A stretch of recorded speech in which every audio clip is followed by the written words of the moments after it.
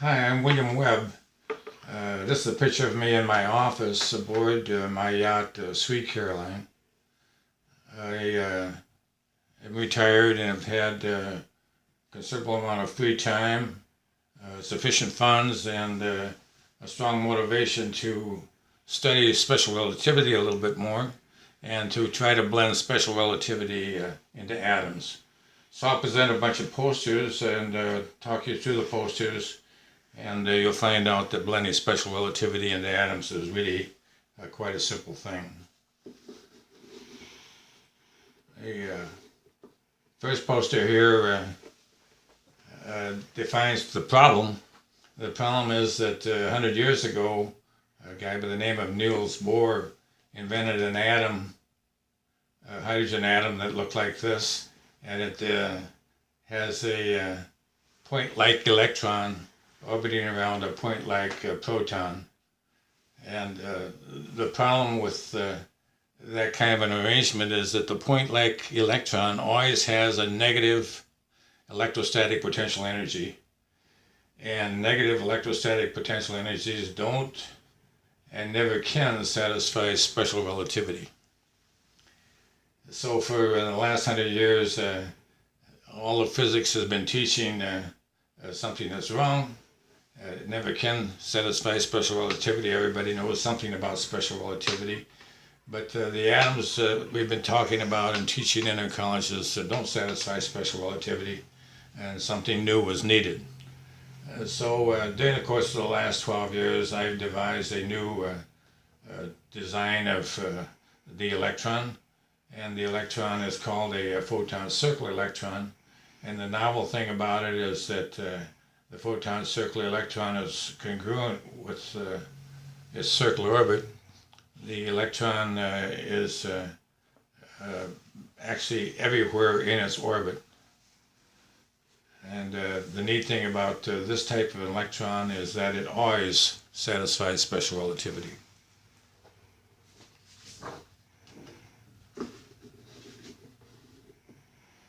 So what's a photon-circle electron? Well, here's a illustration of a photon. And a photon-circle electron is a photon that's simply had its ends pulled around together and warped into a circle. And when you take that photon, that actually can happen experimentally, as we'll show you a little bit later. When you close the photon into a circle, the closure concentrates the photon's electric and magnetic fields, and it produces the photon-circle electron's electrical charge, minus E. The electrical charge is now a distributed charge all the way around the circle. And also when you concentrate the photon's energy, it produces the photon-circle's mass from mass energy equivalence. Experimentally, it's been known for the last 70 years. Here's an old experiment that's been performed for over 70 years. If you have a photon-circle electron and a photon-circle positron, this being positive, this being negative, they'll attract one another and collide, and when they do collide, they annihilate one another and produce two photons, so one photon going in one direction, another photon going in the other direction. Photons and photon circles are just varieties of each other.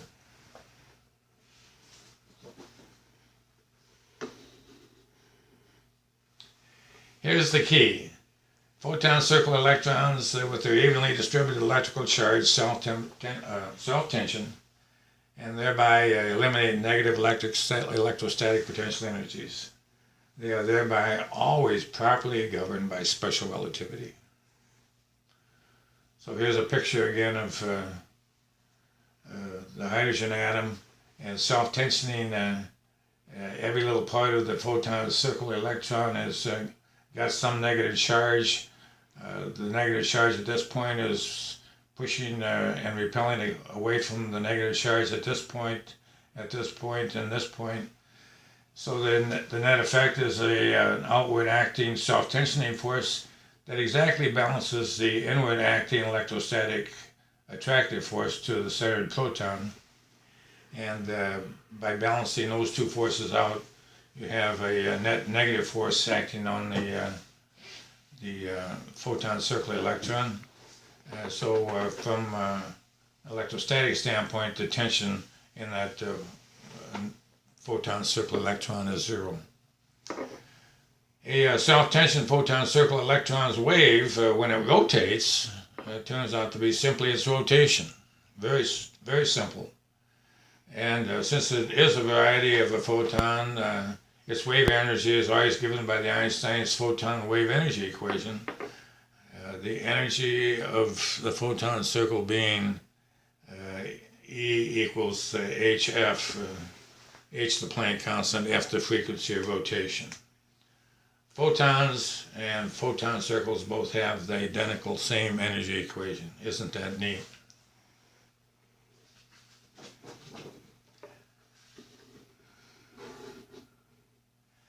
Rapidly rotating photon circles then also warp in accord with special relativity. It's extremely difficult to illustrate the increase in mass with warpage. And it's extremely difficult to illustrate the dilation of time with warpage.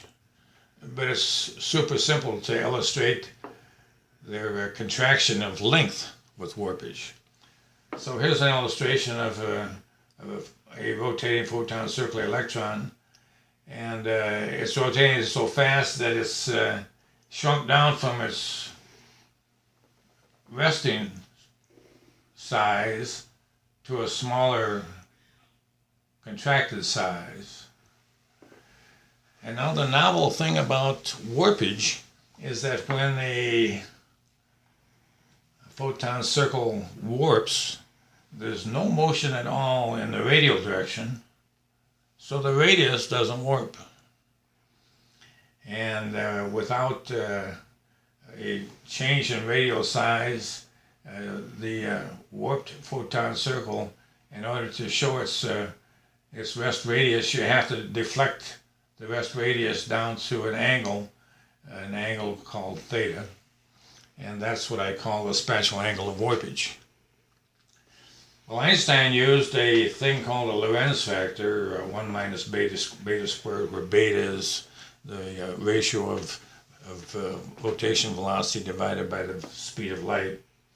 Einstein used that Lorentz factor to talk about warpage, and it turns out that from the trigonometry of this figure that Lorentz factor is just equal to the cosine of theta. And that's very nice, very simple. Then from a trigonometric identity, it's also determined that beta is just equal to the sine of theta.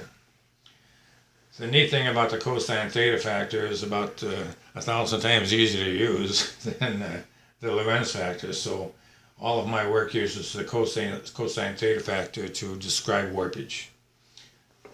The cosine theta factor is exactly equal to the Lorentz factor, but it's much, much easier to use in practice.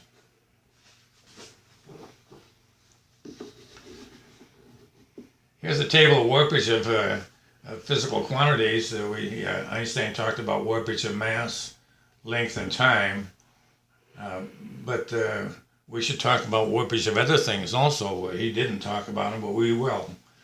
Velocity is, of course, has dimensions of length over time. So if length and time warp, velocity has to warp also. And here's the Lorentz factor of warpage for all of these different physical quantities. And here's the cosine theta factor.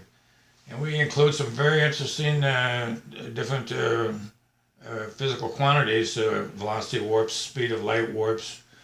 The ratio of this and this equation and this equation shows that the warpage of the beta factor always remains equal to the unwarped value.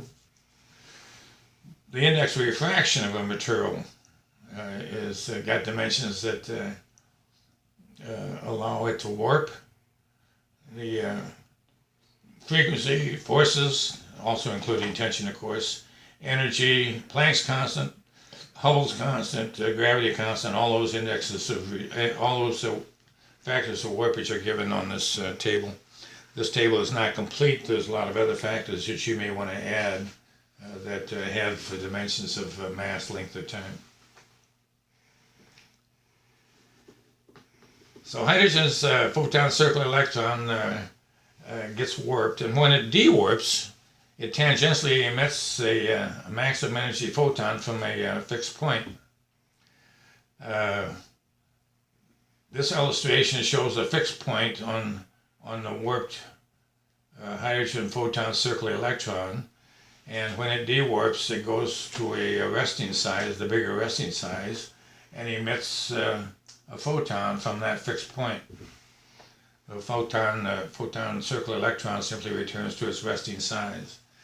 Now, since the energy of the photon emitted and the energy of rotation of the photon circle are both given by the Einstein equation, we can equate those equations and we get the following statement, mathematical statement, that the wavelength of a photon emitted to the ratio of the wavelength of the photon emitted to the wavelength of the photon circle, and this is a quantized wavelength, is always just equal to 1 over beta squared, a very simple mathematical deduction.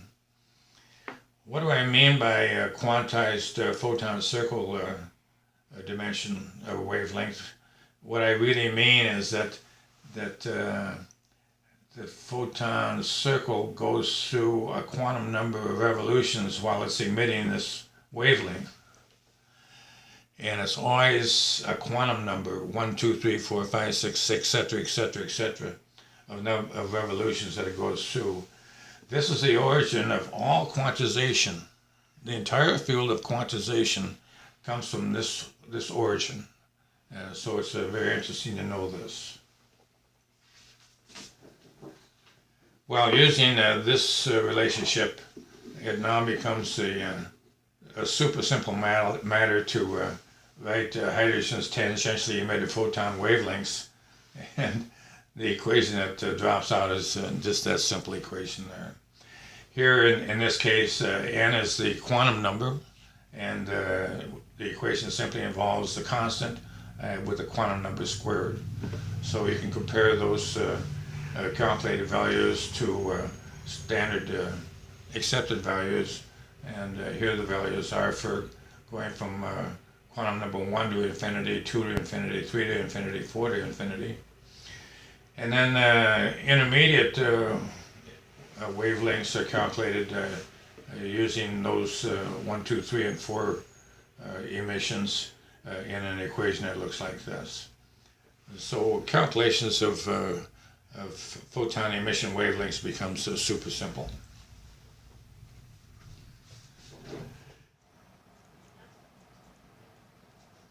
So to summarize what's been done in these first 7 pages,